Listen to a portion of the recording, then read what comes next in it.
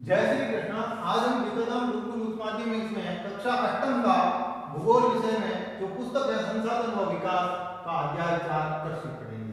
कृषि में हमने पहले कृषि की परिभाषा पढ़ी थी, फिर हमने कृषि के कई प्रकार पढ़े जिसमें एग्रीकल्चर, सेरिकल्चर, पीसीकल्चर, विटीकल्चर और हॉर्टिकल्चर, यानी ये कृषि के अलग अलग हमने प्रकार और कौन से में किस प्रकार की कृषि होती है, इन चीजों के बारे में हमने पढ़ा। आज हम पढ़ेंगे कृषि तंत्र।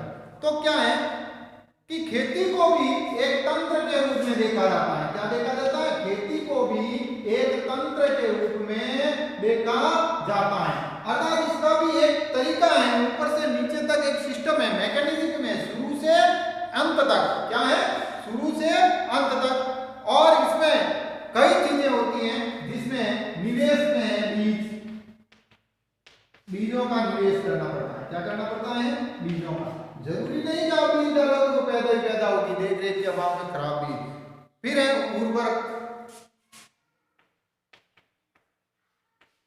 खाद वगैरह भी देनी पड़ेगी, मशीनरी, कई मशीनें भी चाहिए, श्रमिक या श्रम भी चाहिए। क्या चाहिए? मेहनत भी चाहिए, श्रम भी चाहिए। फिर है बुआई, जुताई, बुआई। उसी के अलावा और भी कई तौर तरीके हैं, सिंचाई है,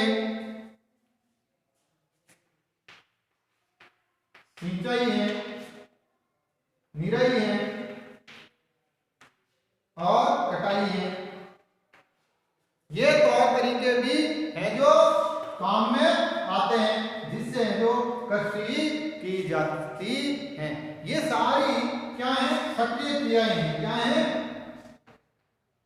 सक्रिय क्रियाएं हैं। क्या है? सक्रिय क्रियाएं। और ये क्रियाएं होती हैं तभी भी है जो खेती पूर्ण होती है या खेती आगे बढ़ती है, नहीं तो उसकी कोई संभावना नहीं रहती। इन तंत्र के निर्गतों के अंतर्गत फसल है। अब इनमें कौन कौन सा आती है? एक तो फसल इसमें आती है। क्या है? फसल आती है, ऊन आती है। क्या आती है? ऊन आती है। दूसरा है डेयरी उत्पाद आते हैं और कुक्कुट उत्पाद आते हैं।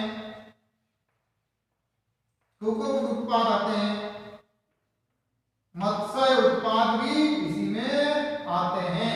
तो ये सब फसल के अंतर्गत आते हैं। अब है हमारा है कृषि के प्रकार। क्या है?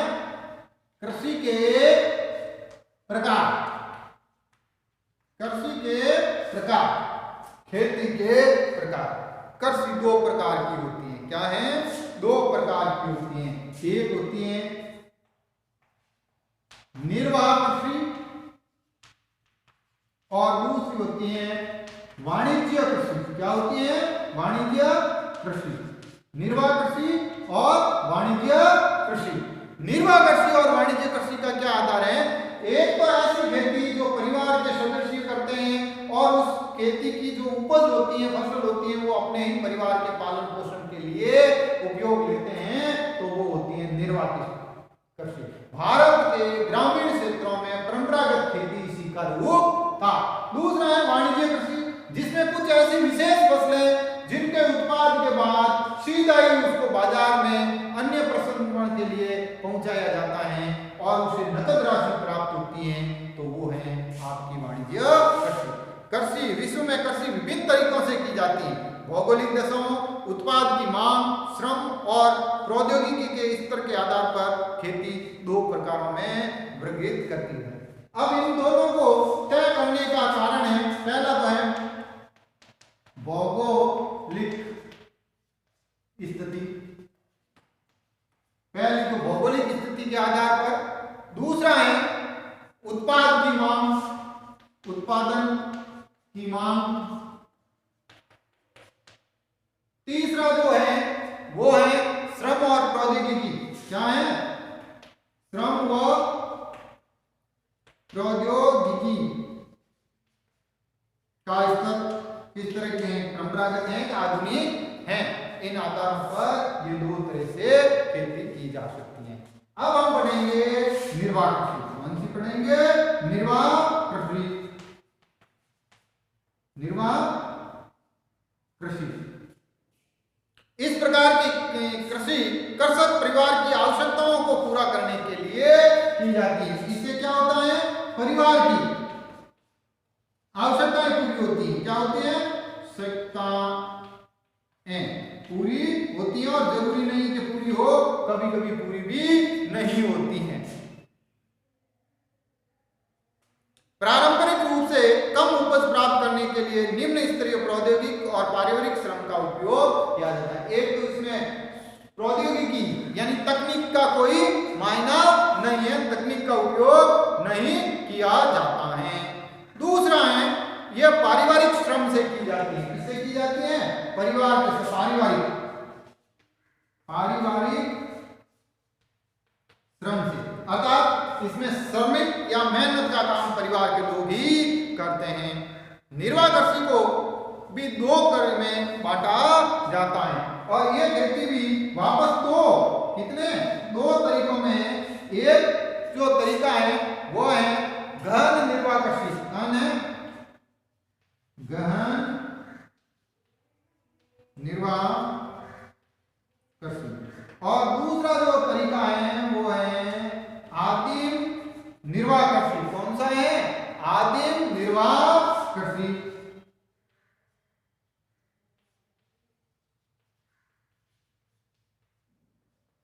गहन निर्वाह और आदिम निर्वाह कृषि, ये दो तरीके हैं जिससे ये खेती की जाती है। पारंपरिक रूप से इस कृषि को किया जाता है। अब हम पढ़ेंगे इनके दोनों तरह क्या है, किस तरह से ये खेती की जाती है, जिसमें हम पढ़ेंगे पहले गहन निर्वाह कृषि। कौन सा? गहन निर्वाह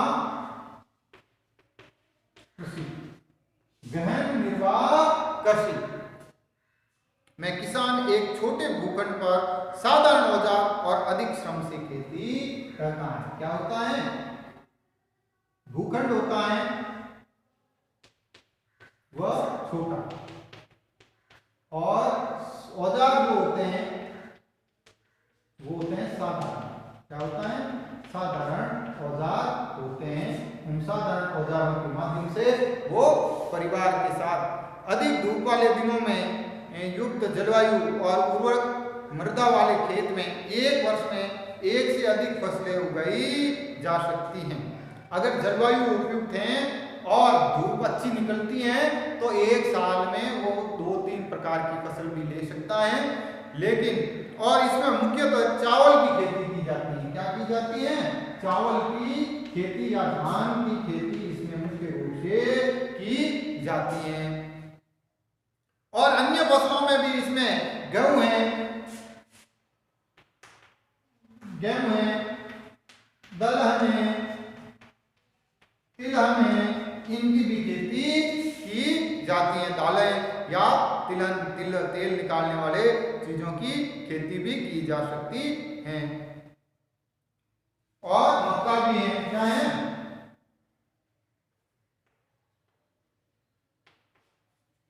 इसके अलावा गहन निर्वाह कृषि दक्षिणी पूर्वी और पूर्वी एशिया में सघन जनसंख्या वाले मानसूनी प्रदेशों में है। यानी ये दक्षिण पूर्वी और पूर्वी एशिया में की जाती है। और ये खेती भी कैसे है? मानसूनी है। क्या है? मानसूनी है, अर्थात वर्षा के मौसम पर निर्भर करती है। मानसून के आधार पर है जो किया जाता है सघन जनसंख्या वाले क्षेत्रों में। अब दूसरी है आदिम निर्वाह। क्या है? आदिम निर्वाह।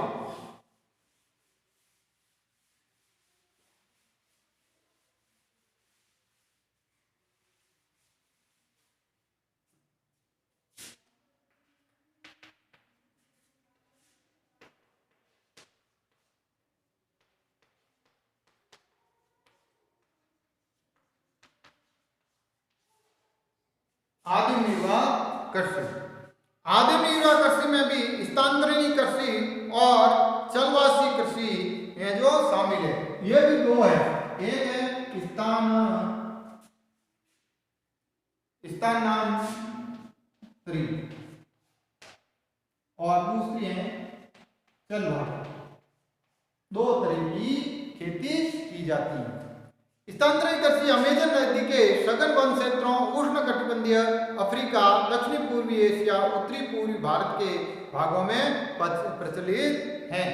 अब ये जो स्थानांतरित खेती है, ये स्थानांतरित खेती है जो कई देशों में की जाती है, जिसमें अफ्रीका और उत्तरी एशिया और भारत के उत्तर में ये खेती की जाती है।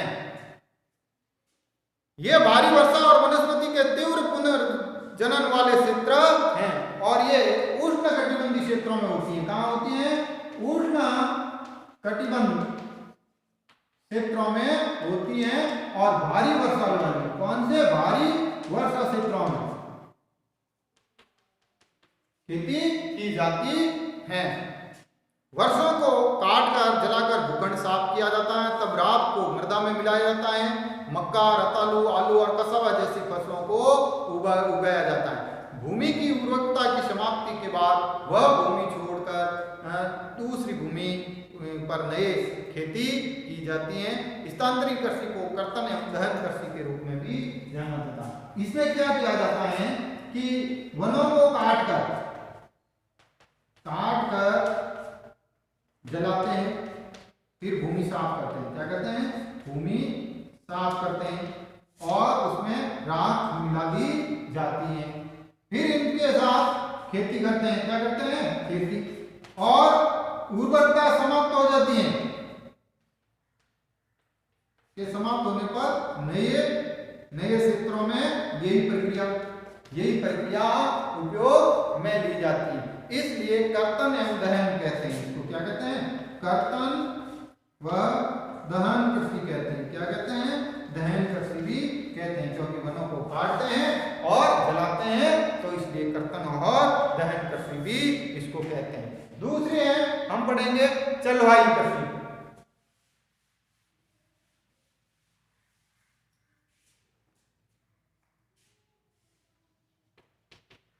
चलवासी या पशुचारण। सारा के अर्ध सूक्ष्म और सूक्ष्म क्षेत्रों के मध्य और भारत के कुछ भागों में, जैसे राजस्थान और जम्मू कश्मीर में प्रचलित है। ये सबसे ज्यादा तो सहारा के सूक्ष्म व अर्ध सूक्ष्म क्षेत्रों में ये कृषि होती है, जिसमें भारत में भी है। क्या है? भारत में भी राजस्थान और जम्मू कश्मीर बर्फीले रेगिस्तानों में की जाती है।